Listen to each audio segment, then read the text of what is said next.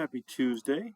So I forgot I didn't put the actual thing in Canvas here for you for the final project. So my apologies. So let me add this in here and make sure we got everything we talked about here. So this is 3 weeks, right, from today? Wow, we are cruising here to the end. And we meet at 8 in the morning because that just sounds awful, but sure. I had a couple groups contact me. I might have missed it if your group reached out. If I missed it, just pester me. We can chat about it after. I don't think we'll take the whole hour and 15 this morning. Here, so we'll give you a little bit of time to get together with your team. If you haven't finalized an idea yet, we need something now because we got 3 weeks left here, right? So I'll try and get into whatever the project idea is if we haven't started from last week yet. This is exploring some fun, or popular maybe, popular and fun Python libraries.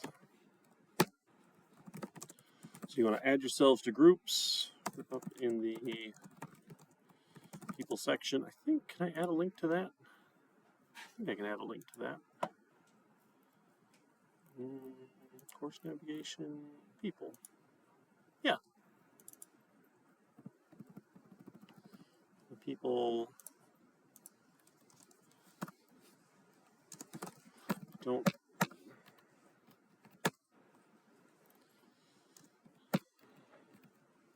final project groups. So self-assign, right? Groups of 3. Here is the plan for this. 3. So I should be able to mark them down as approved just for my own tracking, and I'll add in the name of what your team is doing here for that, so we can kind of see and you'll be able to see what other teams are doing. Should be fun as we go. I think someone was going to do a stock analysis. Someone else wanted to do, oh my goodness, what was it now? I don't remember off the top of my head, and I left my coffee on the table. I'm so sad, so I don't have my coffee with me because it was like right there. I set it down, and I picked my bag up, and I didn't pick up the coffee, but that's okay. And then we'll present project on April 22nd. So along the way, we need some sort of history of us building this. I think we talked about that last week, right? So that we're going to show, hey, we've done incremental work, little bit by little bit by little bit. This is not the kind of thing we're going to sit down and jam out in one day, right? So we've got 3 weeks-ish to work on it. We should be able to get, work done on half of those days or something here, especially across 3 team members here. So we're looking for 10 different commits to the repository. So if you need help setting one up, let me know. I can help set one up for you, or you should be able to add your own team members by username. So when you make a GitHub repository, CIS 298, you go to settings. Oh, you guys added me, yeah, for yours, right? You go to settings, go to collaborators. So you should be able to get 4 in the free version here. I've got the paid access, or if you registered as your student account, you get the paid access. You can add more people to it here as you go. You don't need to add the grader for this one here because you'll present them. I'll be able to look at it as we go, which should be a lot of fun. Over the next 3 weeks, or if you already started already, that's great here. That one counts here. So as you work on it, please add sort of like just some ongoing notes to the README. So the idea is we're going to show, hey, this is what we accomplished this time. Essentially, like commit by commit by commit, we're going to add some more details to what we've accomplished here. So kind of building out, hey, I've worked on this feature. I got this part working here. I've got some visualization this way, or I got my data imported, or whatever step happened here. Add some details to the README of what your commit accomplished. You can do it as a separate commit, or you can do it all in one if you want. So once you've got the README file, right, you can edit it in VS Code or whatever tool you're using. So with mine, or no, in PyCharm, I think you can edit. You can edit README files in PyCharm too. Let me pull mine up here.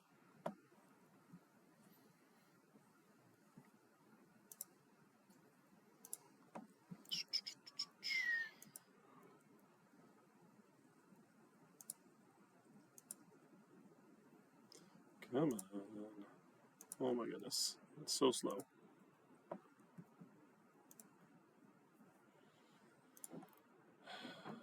Documents. GitHub. Did I not? I didn't clone 298. I haven't cloned it yet. Did we not do code on last week? Yeah, but you put it in the wrong. Put it in the wrong folder. Nice. I have it here. Where did I clone this thing? It says documents GitHub. My documents GitHub. Yeah, it was. Yeah, isn't that the path? See users, documents, GitHub. I'm super confused right now, folks. If I just hit OK, does it open? Path can't be. Oh, I hate this laptop. I need my other one back. It's in my bag over here. I haven't mailed it in yet. So I have to go to. Yeah, I have to go to the FedEx office store to get it mailed in. It's right here. I just pasted in the folder for you. The path does exist.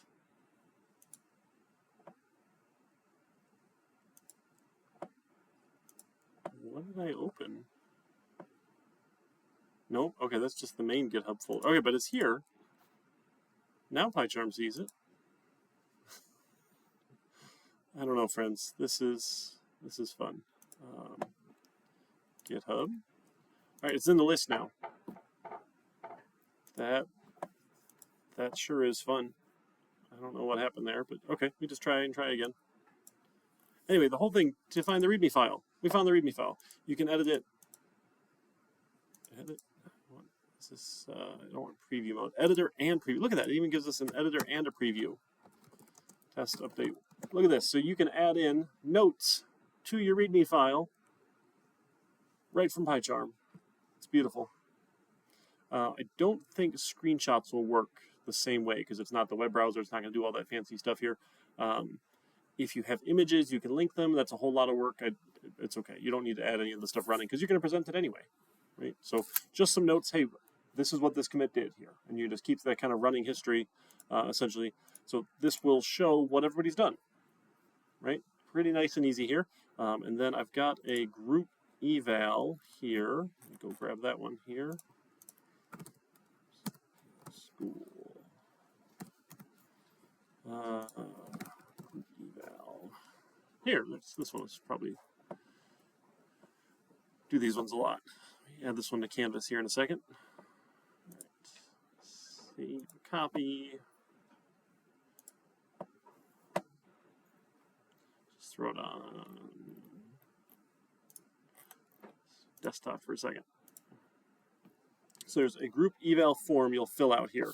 So this rates you and your team, right? So you're including yourself, you and your team here across a couple different factors here. And I would like to point out that as much as I love all of you, you're not all exceptional, right? It's okay to be average or good. You don't have to give your team members 5s here. No one will feel bad if they didn't get all 5s, right? We're just going to agree right now. We're not going to feel bad if we don't get all 5s, right? Now, they shouldn't get a 1 and be surprised by it. So you should be telling them along the way, hey, you're not doing your work. You'd think that'd be obvious, but it's nice to tell someone, hey, you're not doing your work here. You're not going to get a very good score here. And if you don't help your team with this project, you don't get a score for it.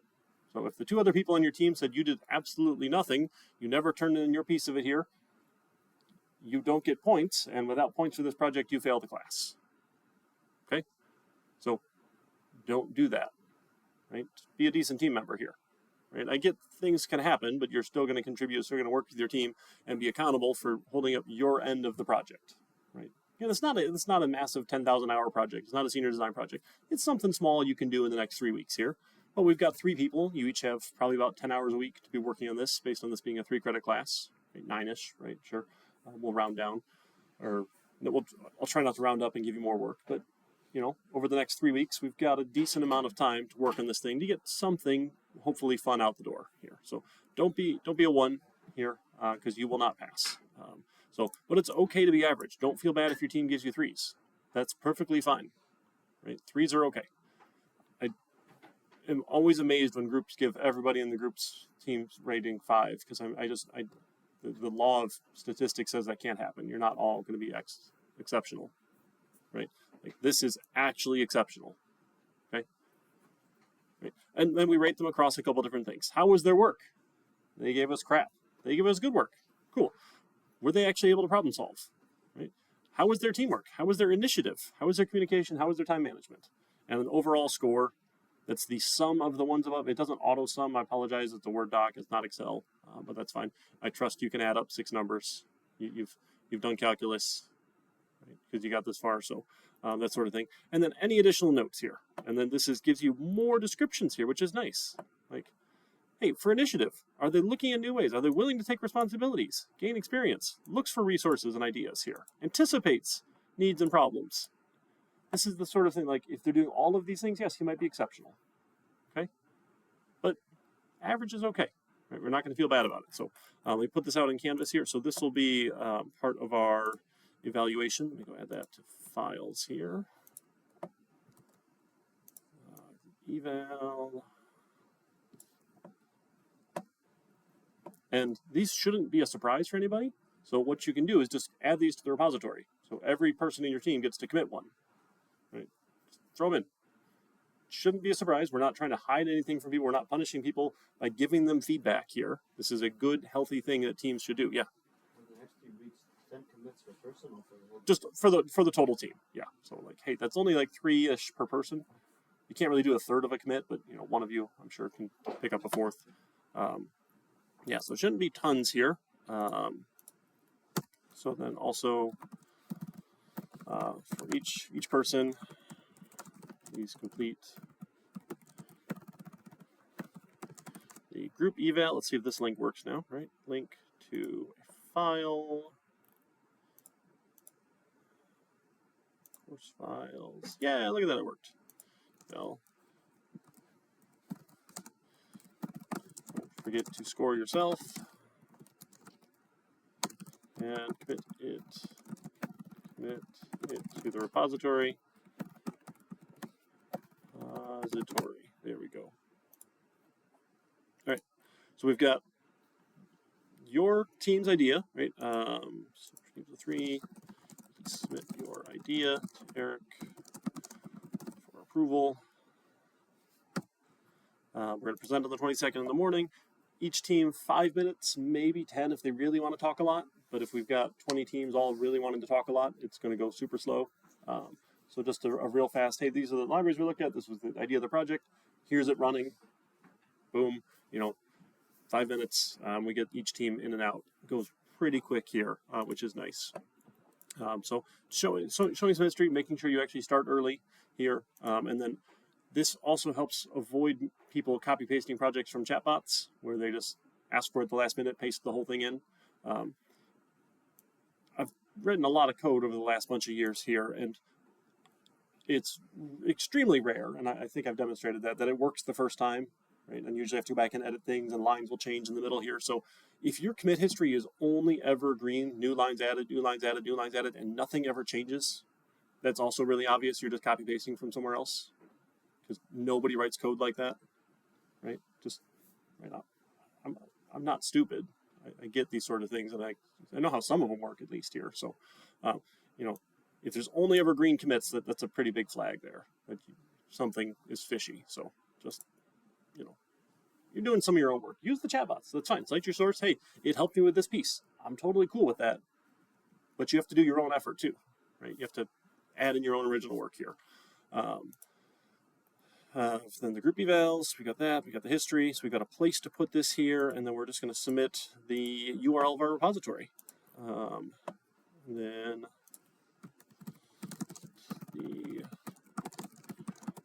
the group repository.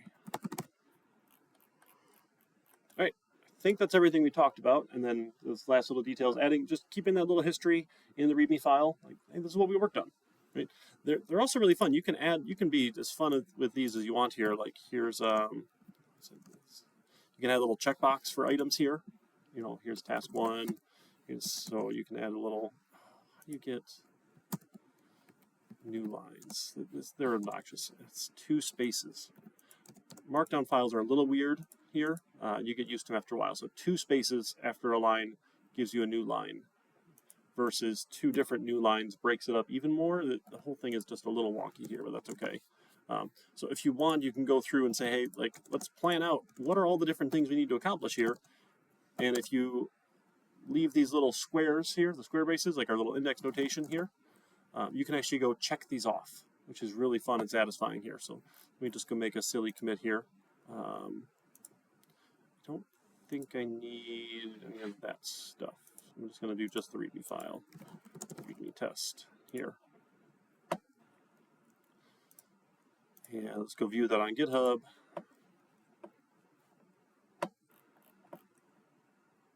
Oh, no, it didn't give me a little checkbox here.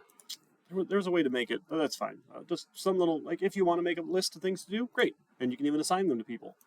Any way that you want to collaborate is fantastic, but make a note of what you did with your commit in the README, so I don't have to go back to the commit history here.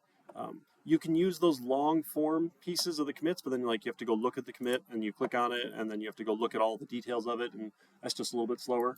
So if you just throw it in the README, that makes my life a lot easier to look at who did what, right? So that should go pretty well, right? You okay with that? Make sense?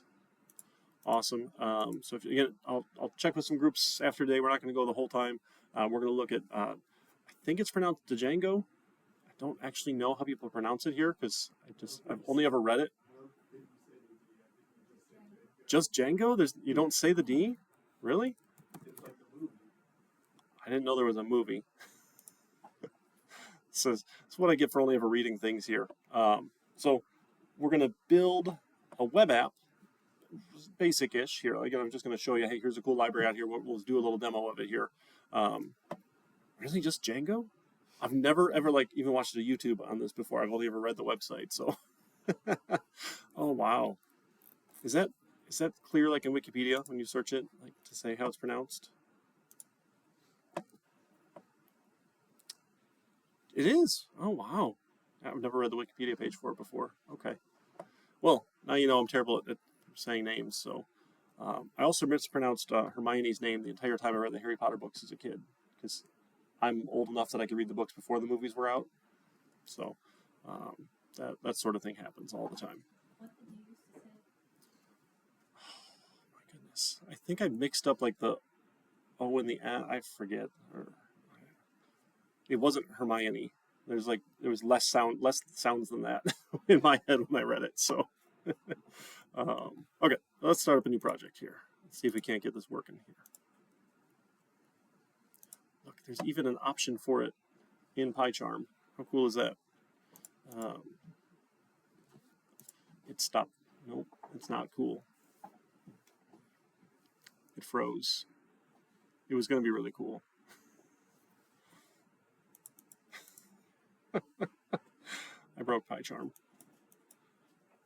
I think this laptop just hates me. This is the problem. This is the old slow one. All right, try that again. New project.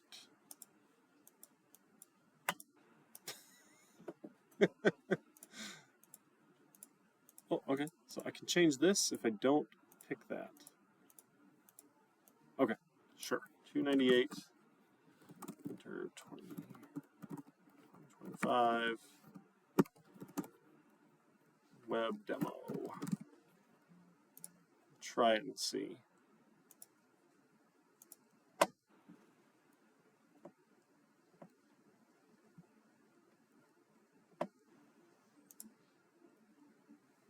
I don't think it did anything special here.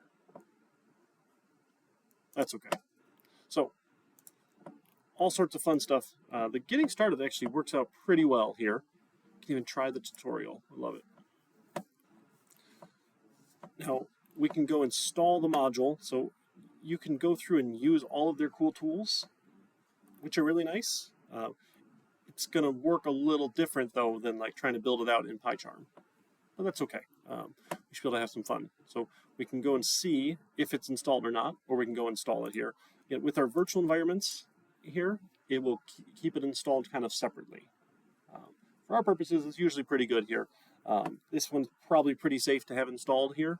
But again, you just want to be a little careful with how you go through and do it here with these ones. So you can go through and use their tools to make your sites here. Right, again, Windows versus Mac and Linux for which shell we're on here. So it'll build out a page for you here with a whole bunch of starter stuff. This is why using their tools is really nice. And I was hoping PyCharm would have done that and given me all the starter stuff, but apparently it's cranky with me today. So that's okay. We'll go back and do it the slightly harder way. So we probably don't have Python and the Django library installed already. Let's go see. No module. That's okay. So we can go install it here. So if you go back to the, there's even a link for installing here, which is nice. Oh, install an official release. There we go. Yeah. So when we had PyCharm install packages for us, it used this little pip tool. So pip is the Python installing tool. Goodness, why are you flipping back and forth here? So it should be able to go. Oh yeah, look at that. We can make a virtual environment too if we want. That's fancy. We have the one installed, but then it's not going to work with this PY version. This should be fine. I'll just throw it in here. This goes and downloads all the things we need for this one here. SQL format is installed, which is not in the path. That should be fine.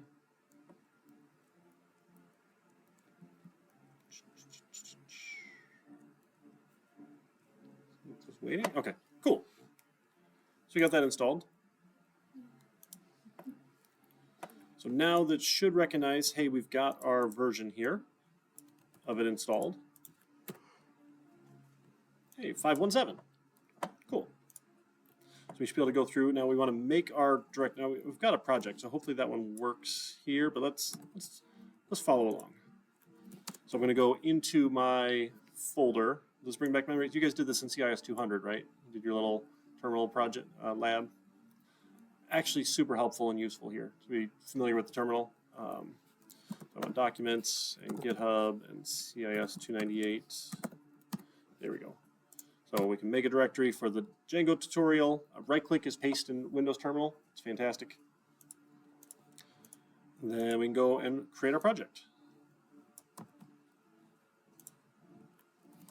We're going to go into that project and right at that level, right? Inside. Oh, maybe up a level. Maybe right from here. Oh, it didn't give me the. Look at that, a little help. It's not in our path here. Here we go. If you installed it via pip, it's not in your path. Activated. Why?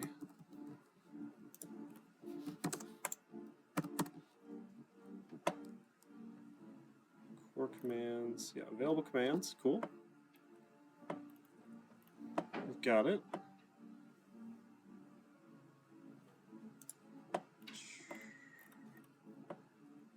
Not found. Am I wrong because we didn't make our virtual? It's been 3 years since I tried playing with this here. Let's see. Installed it.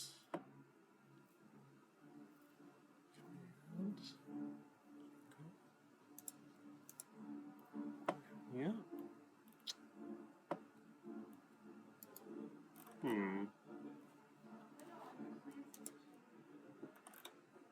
This one doesn't have the Django admin, does it?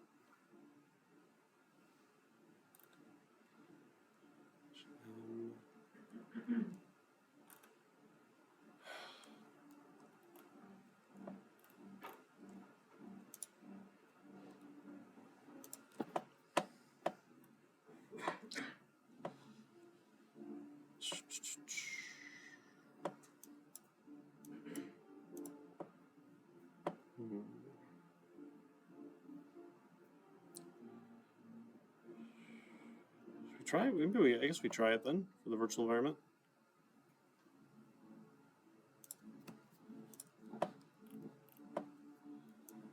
All right, so we got to make another one then for this project. Let's try that. This was a Django tutorial.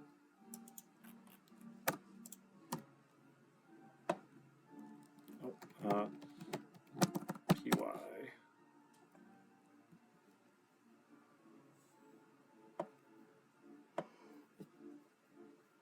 So let that make our virtual environment.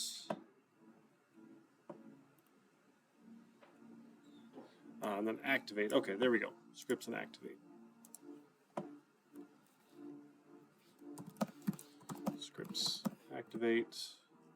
Hey, okay, so now we've got our virtual environment up and running here. So look at that, wasn't too bad. Now we can go through and do our installing module.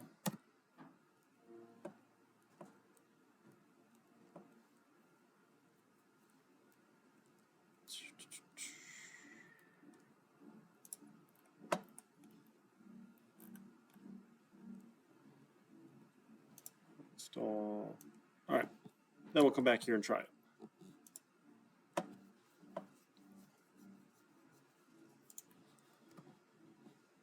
Hey, sweet. Okay, and then we should be able to go to the tutorial. And we got a bunch of stuff here now. Cool. So we've got the manage PY and then the my site. Right? CD my site. And inside of here, we've got a bunch of other stuff as well. Awesome.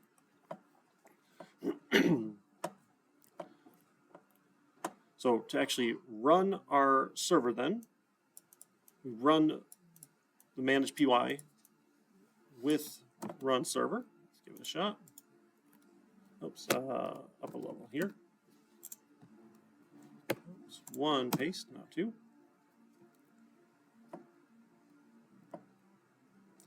So hopefully this link now works. Is that control click? Control click. There we go. We now have a responding website here running in Python. You guys don't seem impressed. Is it only for a professional version or is this for the regular PyCharm? So I haven't done anything in PyCharm yet because that wasn't working for me. Yeah, I used PyCharm Community. It's got the option, but it just froze and didn't do anything here.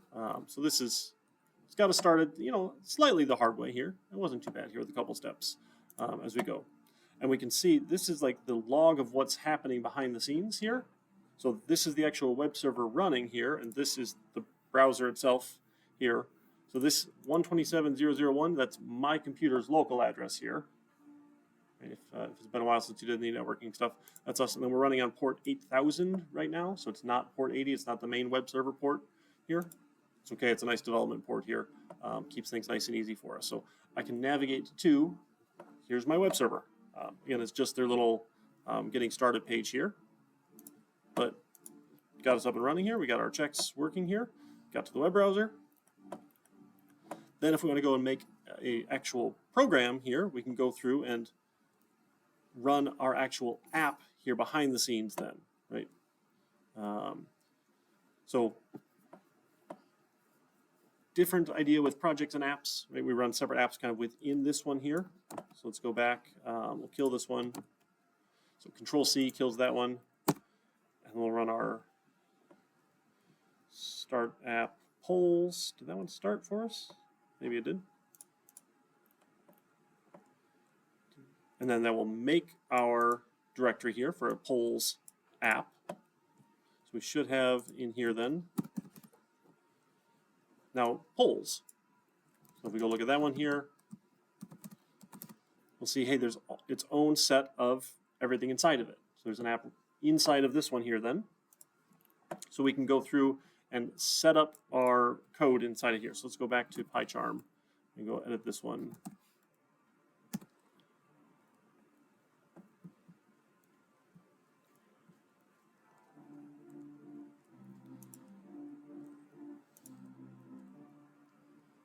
I'm gonna go open. If it doesn't see the folder again, I'm just gonna cry. Documents, GitHub. Oh, good, it's there. 298. Django tutorial, and we want the polls project, polls app inside of this one here. And so it says, hey, go to the views file. We're going to edit this views file here. We're going to put this one in. There's not a whole lot in here right now.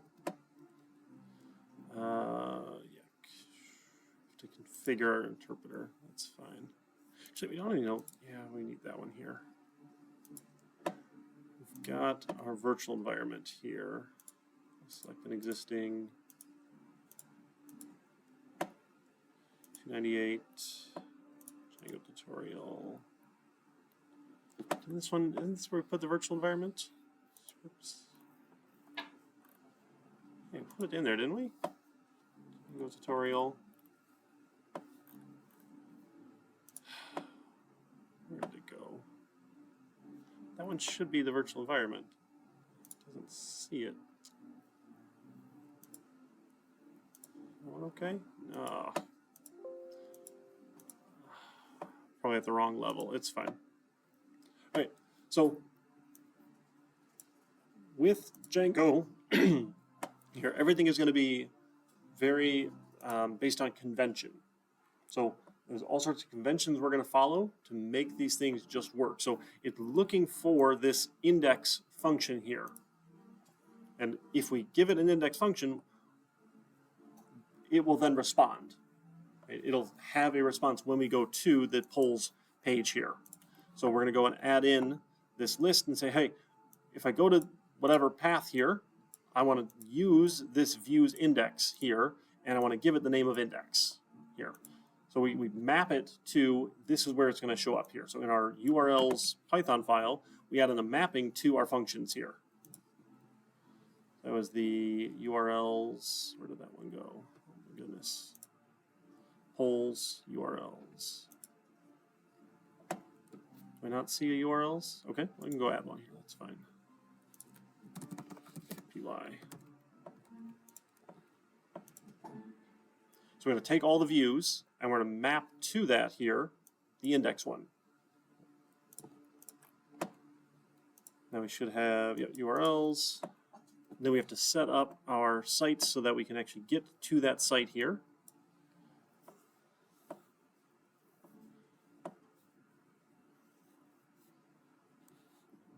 So we want to add in our polls to our pattern here. So we had, this is admin, my site URLs. Is that up a level then? Shoot, that was up a level. I gotta go up one more.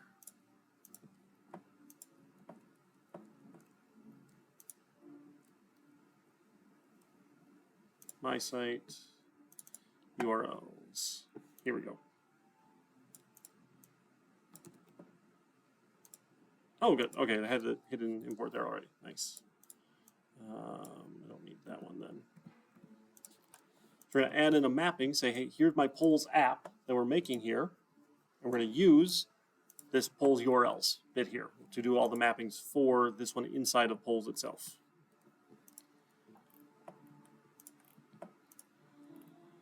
Then we should be able to go run it. Sweet. Let's go give it a run.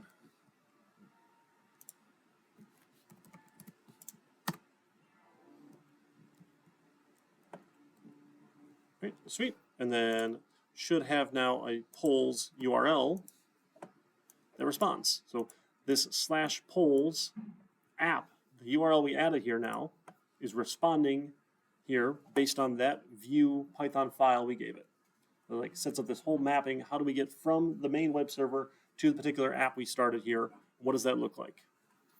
So lots of flows here, but hey, anything that's polls, right? This is the URL pattern here.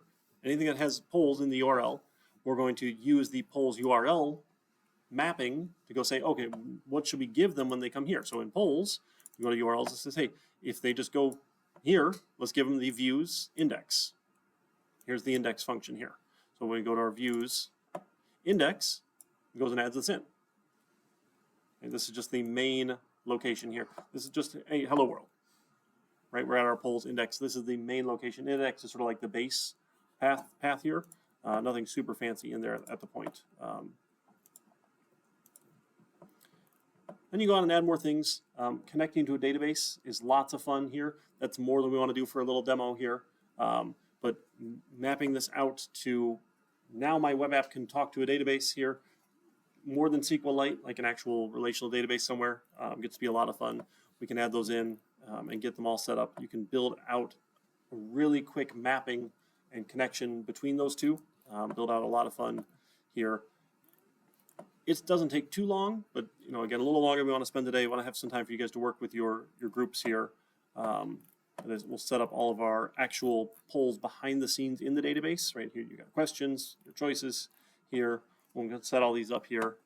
And it can give us kind of the shell of an API.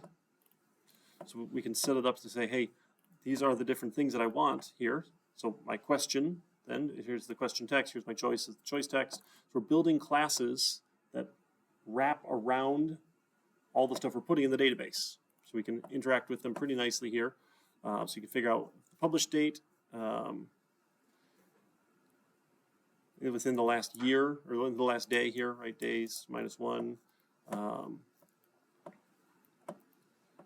This question doesn't match. So you go through and make questions, right, using our code here, using this little API relatively quickly here, which is kind of fun. And we don't have the admin page or anything yet. We didn't set that one up. But you can go through and add in other pieces as well. It's a fun little demo. We did this one a couple years ago to walk you through and building out a database-backed web application here. This point is just running on our computer. Getting it running somewhere else gets to be the next level of fun if you actually want to host this somewhere. But for now, that's a fun little demo. So a lot of cool things if you like building out websites. Works nice and easy, and hey, we can do it in Python. You don't have to learn another language to go pick this one up here. All right, so why don't we spend the last bit of time, get with your groups here, make sure you've got an idea for your project and get it pitched to me. If I haven't had a chance to approve it yet, I want to make sure we can get moving on that starting today, Thursday at the latest here, so that you've got something you can start on at least. Okay? Awesome. Thanks, folks. I'll see you Thursday then.